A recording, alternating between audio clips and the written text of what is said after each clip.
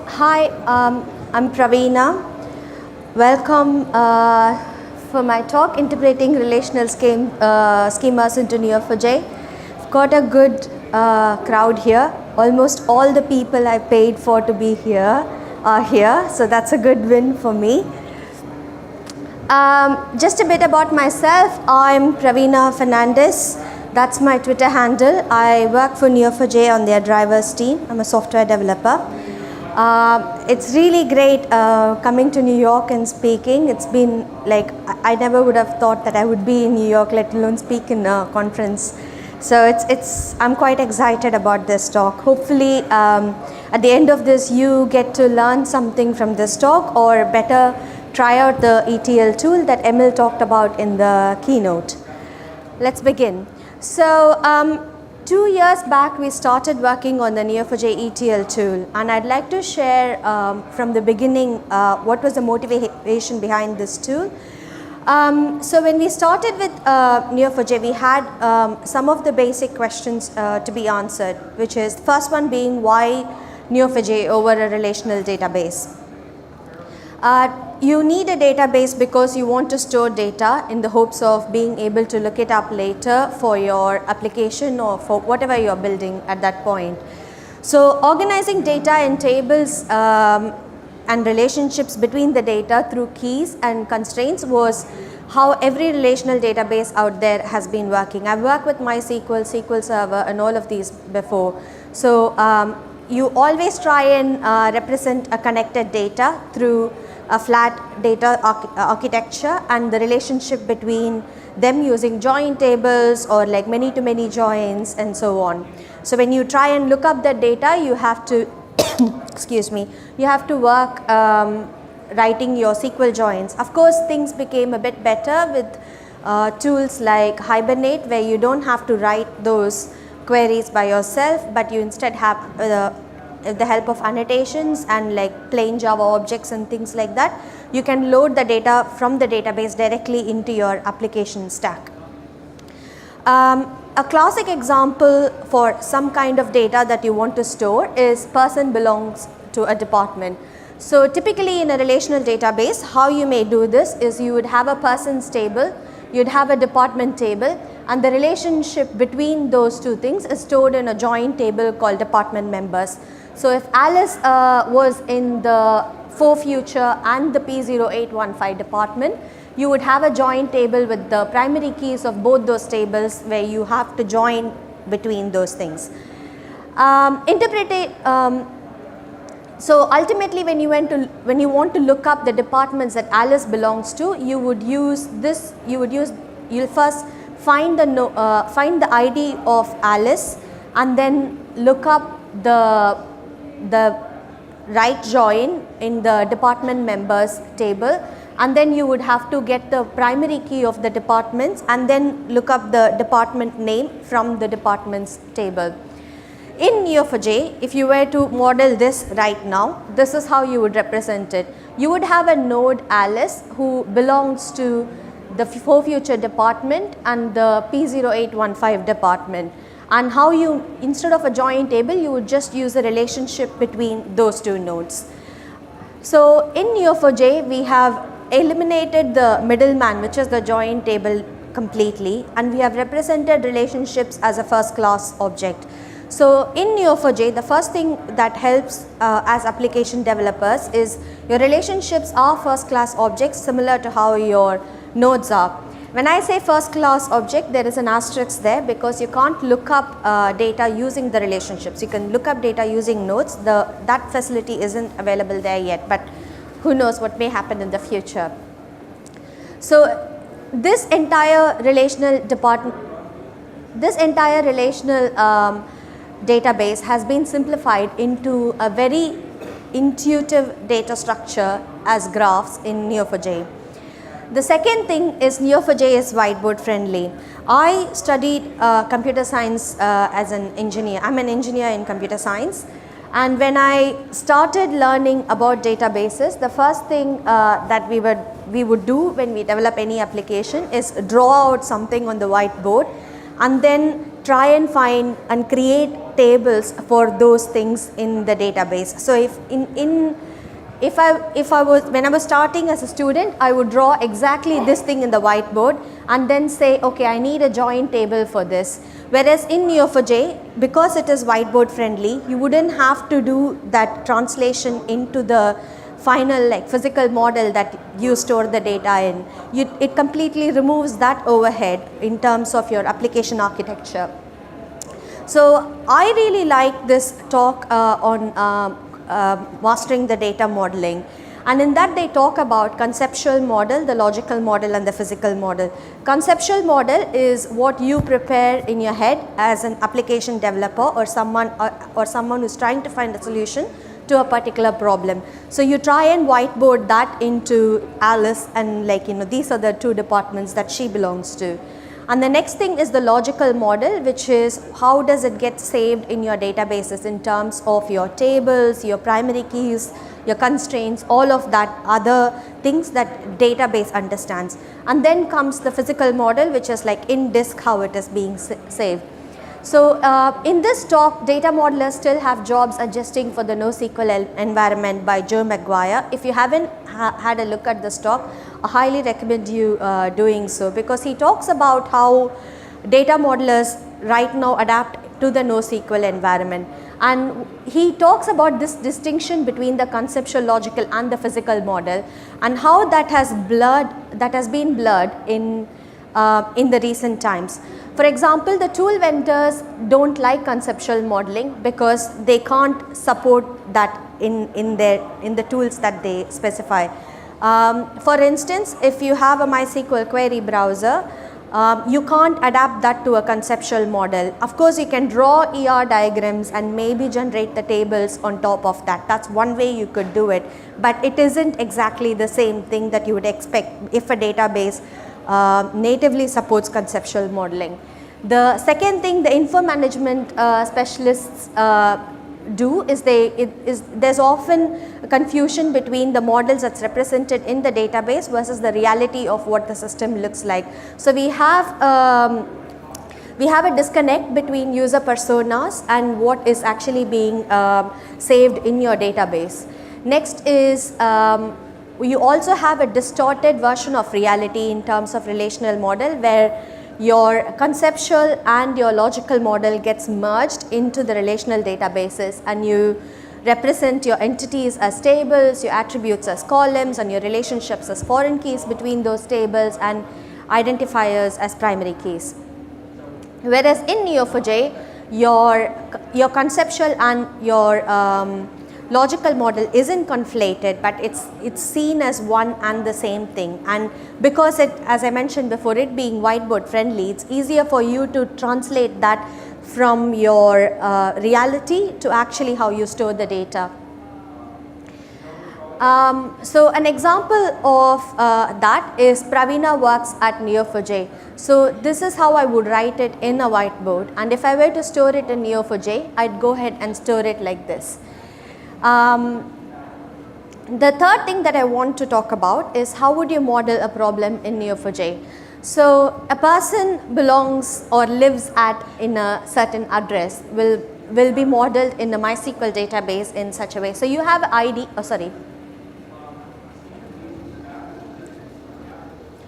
you have an ID in the person table, and you have an address ID, and the address ID is saved as a foreign key in a person table. Whereas in Neo4j, you wouldn't worry about the IDs and the referential qualities between those two. You would instead save the relationship as is in Neo4j. The second thing to look at is many-to-many relationship.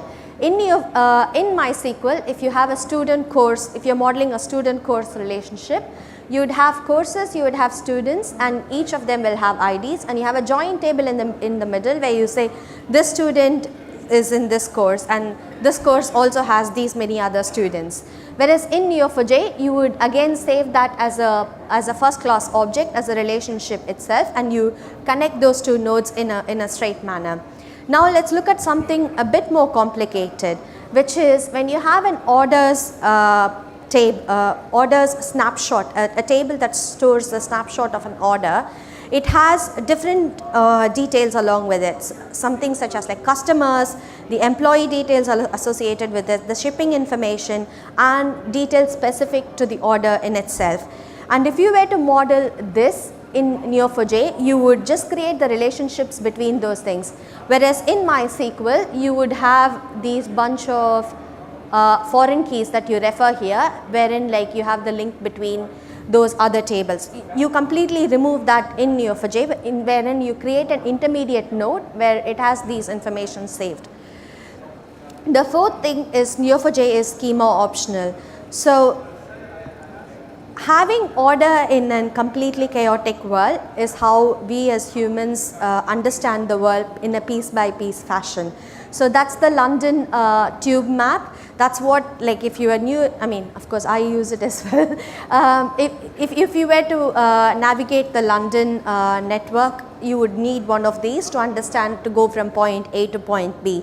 And we use different recipes and, you know, like building planning permissions and like even ER diagrams to make sense of really complicated structures. And when you develop software, soon things get out of hand and you end up you find yourself in a situation where you need structure.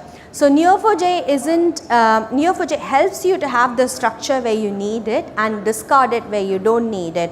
So you basically have the ability to label a certain node in different labels. A person can be an employee, can also be an employer. So it's very, very simple for you to have those kind of relationships modeled in Neo4j, whereas if it was in a relational database, you would have to have a person is a type of, and then you will have an enum where you like store different kind of things a person can be, and that will be stored in a database table somewhere, and you would have to perform the lookup.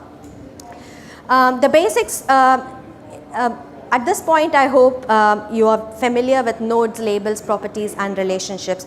Nodes are similar to how tables are in a relational world, and labels are mechanisms wherein you can, for the lack of better word, label a node or a relationship in a certain way. And of course nodes have properties. Praveena, age so and so, and like, you know, like I live in London, those are properties that I may have. Similarly, relationships themselves have properties. For example, in the student course table that we saw before, if you are modeling that in Neo4j, then and the student course table has a credit information for every student and the credit that they scored in the course, it would be saved as a property on the relationship directly. You don't need a node backing behind it. Like properties, nodes and relationships can have properties. So I hope at this point you're excited about Neo4j and you have a relational database and you're wondering what's my first steps if I were to adopt Neo4j, what would that be? So the answer is Neo4j. One of the answers is Neo4j ETL. It's not the answer. One of the answers is Neo4j ETL. So what does Neo4j ETL do? So ETL tool is it's structured as a pipeline. It helps you to interpret your relational database schema as graphs. It also helps you to import data from your MySql, Postgres, Oracle, DB2, SQL2, Cassandra and many other.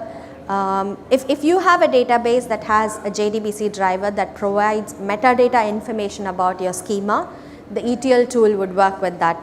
If it doesn't, please raise issues and we will be fixing those things for you. So anyways, using this tool, you can interpret your schema into a graph into Neo4j, and it also helps you import from any of these tables specified. So this is a classic. I'm sorry that the resolution isn't that great, but this is something if you have ever worked on any MySql application or a SQL Server application, you know that your database comes with one of these. This is the Northwind database, and this is a snapshot of the ER diagram generated from MySql Northwind database. So you can see that it has the order details and it has the shipping information and all of these things that comes in a typical Northwind database. And when I import it into Neo4j, this is the schema that has been generated by the Neo4j ETL tool after that import has been done.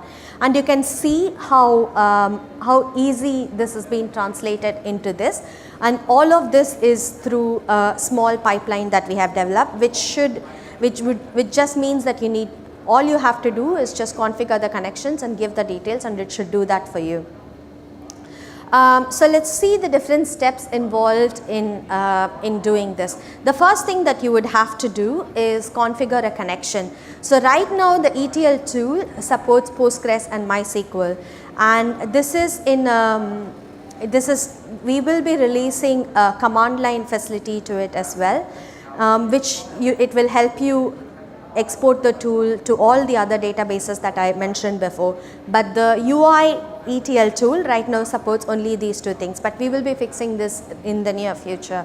So anyways, you can configure connection to either a Postgres database or a MySql database. Don't be disheartened if you're on SQL Server or something like that. Just keep watching. We'll definitely release something very, very soon. You can't do Oracle. You can using the command line tool, which is in development, and it will be out there very soon. So the ETL tool right now you can do using Postgres and MySql. The first thing that you would have to do is give your connection details. So this is just the normal thing you would do, like give your port number information, your username and your password, and then the next thing when you start mapping is it will show the mapping between what your metadata from your relational database was and how it looks in Neo4j. And the fourth and the final step is just import it into Neo4j. Then again we have different functionalities as to, like, you can choose to import using one of the 4 tools that's available. You can use the Neo4j import tool, which you can, if you have CSV files, you can use Neo4j import to import nodes and relationships right away. Another thing is using our embedded shell, which is the Neo4j shell. There's another way to import the data. And the third being Cypher shell, which is a command line client over our proprietary Bolt protocol, which is the binary protocol on which Neo4j operates on.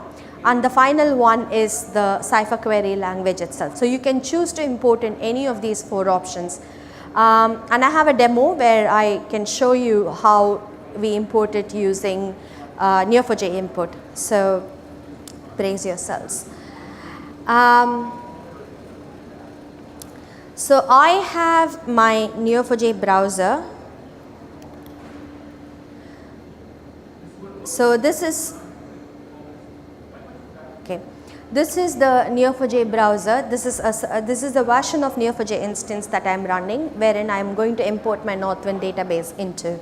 So just so we know that I am not cheating or anything like that. So I am returning match of n return n. There is nothing fishy out there at all. I really like this command, which is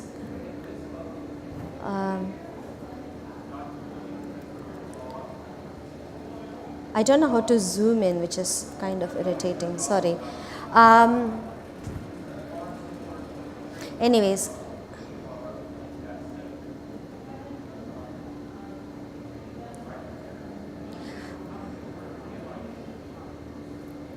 so anyways, I have called DB schema, where you can see that there is no nodes and no relationships being returned there. There's absolutely nothing in my database at this point. So what I'm going to do next is, I have already defined my connection details in here, and I have the Northwind connection details, wherein it's my MySql schema there. I've given my username and password, and I'm going to import it into ETL demo, which is the Neo4j instance that I've configured for the purpose of this demo. So the first thing I'm going to do is stop running this, and I say I'm selecting Northwind and ETL demo. You can see that the connection name is Northwind, and it says from database Northwind of type MySql to instance name ETL demo, and I say start mapping.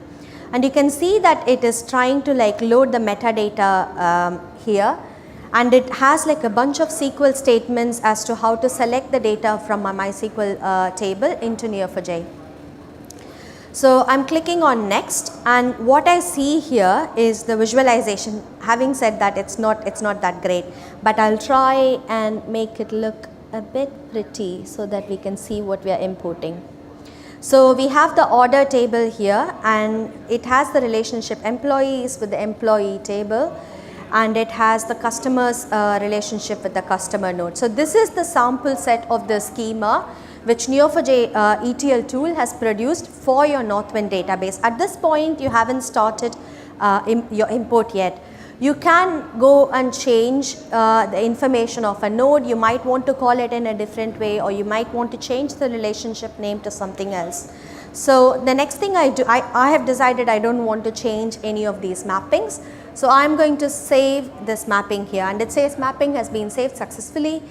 The next thing is import your data into Neo4j. So I'm using Neo4j import here, and I'm saying that there is multi-line data in my MySql database in the Northwind schema, and I'm saying go ahead and import this data for me. So it's saying importing data from Northwind to ETL demo, and it's waiting to load. I wish there was a cool lift music, but there isn't. Anyway, so the data has been imported. We see that it is writing a bunch of CSV files here, and I'll tell you what's happening and the architecture behind this shortly. So it has done the import. It says that the import is successful. So let's go back and start our Neo4j ETL demo.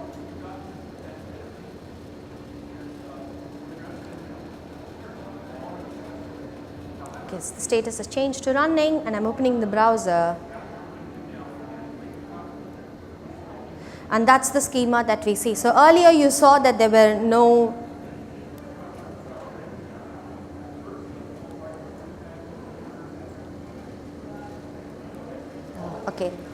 Earlier you saw that there was no data in here at all, but this is how it looks once the import itself has been done.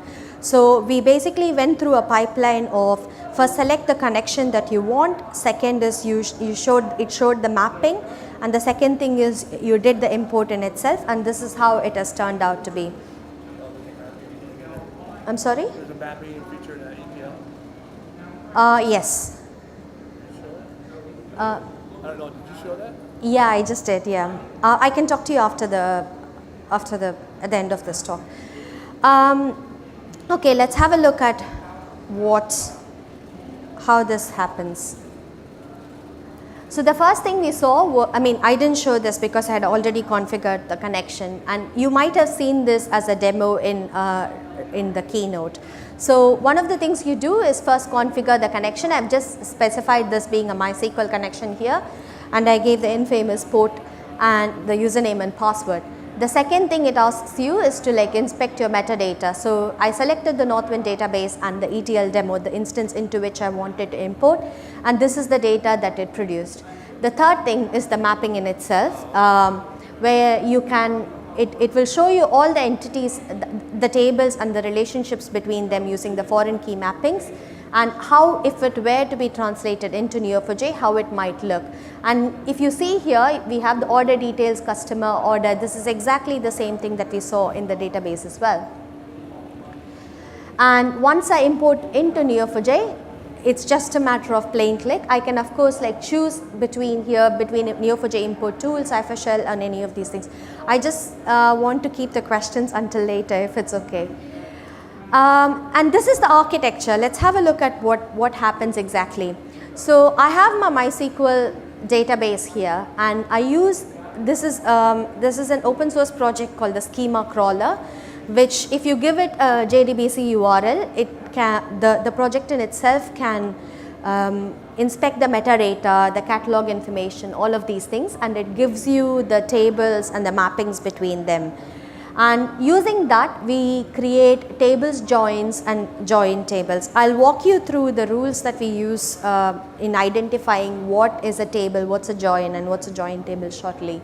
But anyways, we interpret the schema into tables, joins, and join tables, and we write that into a mappings.json, which is nothing but this JSON that you saw here is your mappings.json. At this point, you can choose to this is one spot where you can choose to go ahead and inspect the schema. So the ETL tool takes this mappings.json, and that's how you are able to see the graph on the right hand side and on the left hand side you saw the table information. And then what we do is we use the mappings.json, it has select queries and things like that, and we write it into CSVs, differentiating between these are your node CSVs and these are your relationship CSVs. And we use the Neo4j import tool, which is, if you were downloading Neo4j, this has been there since the beginning. You can just use the Neo4j import tool using these nodes and relationships and write it directly into Neo4j. So you have the potential to change your data at this point and at this point if you need to. If you have some confidential information, or if you want to change your mapping such that you decide you don't want to include these tables and so on and so forth, you have the ability to do that. Now let's have a look at what these rules are in this point. So this is straightforward. So we have two tables here, one with a foreign key information and another. So when you see something like this, we import this as two nodes in the table with the relationship between them. So a table with a foreign key is treated as a join, and it imported as a node and a relationship directly.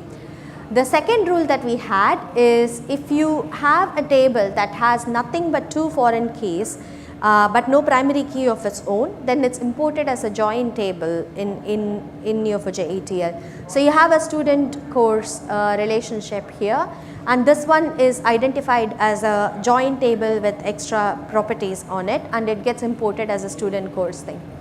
The third thing is something we call as importing an intermediate node. Sometimes you have nodes which are very, very rich in information, which you can't just pile that on directly onto a relationship. It makes more sense for it to remain as an intermediate node.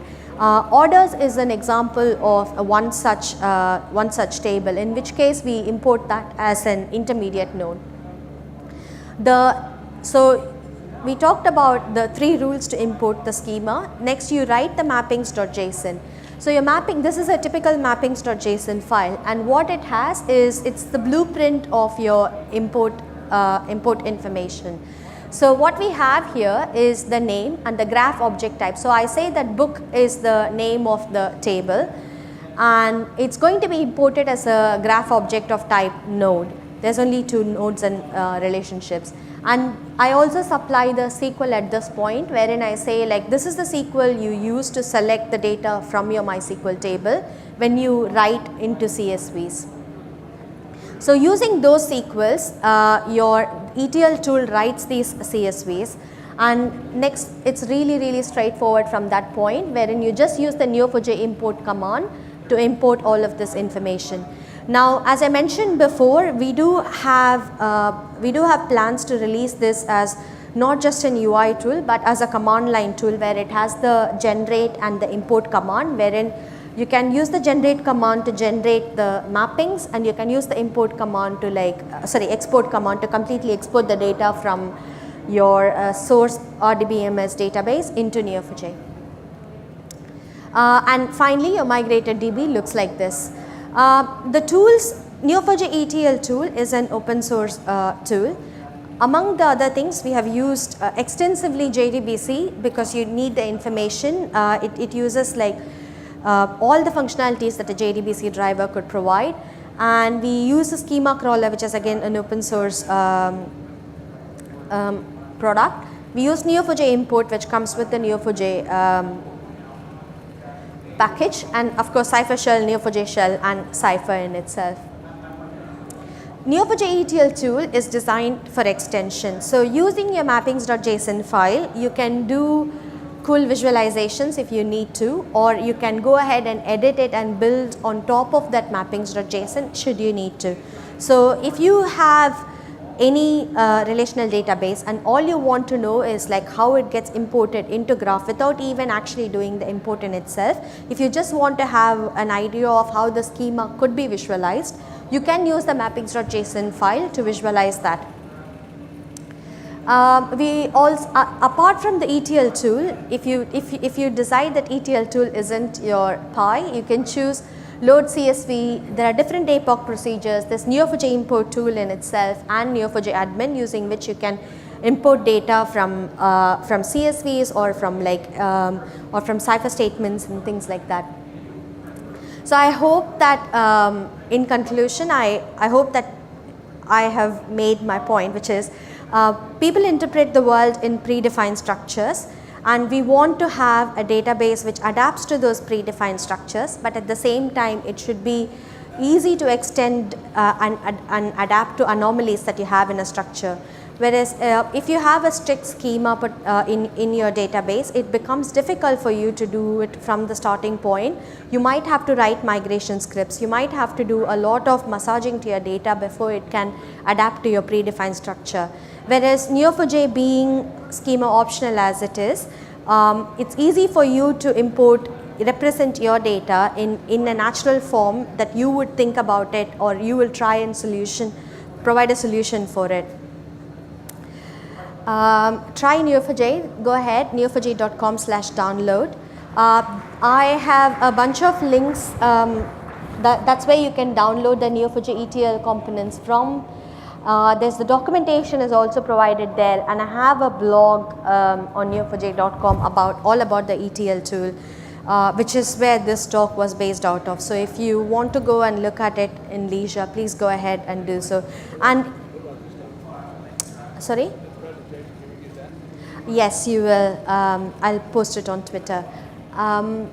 That's my Twitter handle. If you need anything, just tweet at me. Don't say mean things. That's it. I think you had a question, sorry.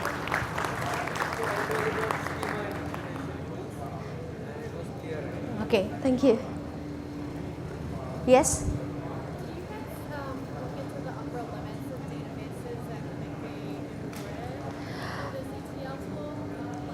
So the question was like, what are the upper limits this ETL tool can import?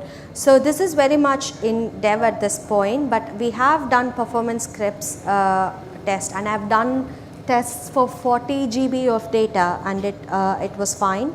It took a bit of time, but we will be working on improving this. Cheers, thank you.